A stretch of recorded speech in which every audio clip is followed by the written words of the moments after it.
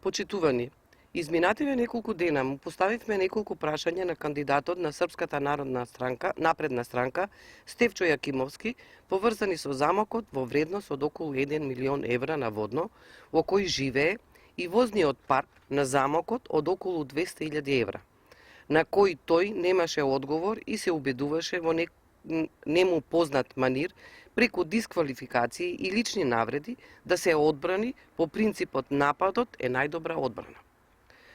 Вчера одби да одговори на чие име се води автомобилот марка Citroen C5, кој го вози неговата партнерка, и го паркира во изминативе 6 месеци пред куќата замок на Водно во местоста Жданец. Бидејќи тој одби да го соопшти, сакаме да ја информираме јавноста и надлежните институции да ги провери регистарските таблички на ова возило, кое се води на адреса на фирма на бизнис партнер на Јакимовски, кој во изминативе 4 години според завршните сметки добила бизнис од општината во вредност околу 3 милиони евра. Седиштето на фирмата во една скопска општина.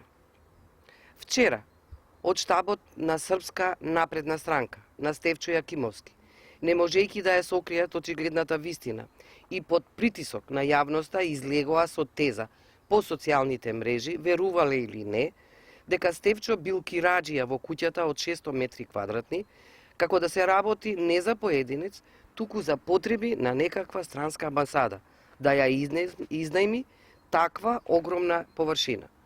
Признаа дека тука живее, бидејќи тоа го знае цела населба, а и оние кои го селеа и со свој очи гледаа.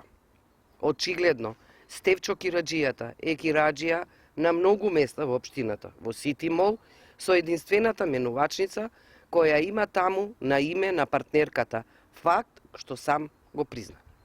Кираџија на замокот на Водно, кираџија на автомобилот Citroen 5, на фирмата на бизнис партнерот, на крај кираџија и со општината во дивоградба, кој сам ја изгради во училишен двор, бидејќи општинската зграда ја продаде поради долгови.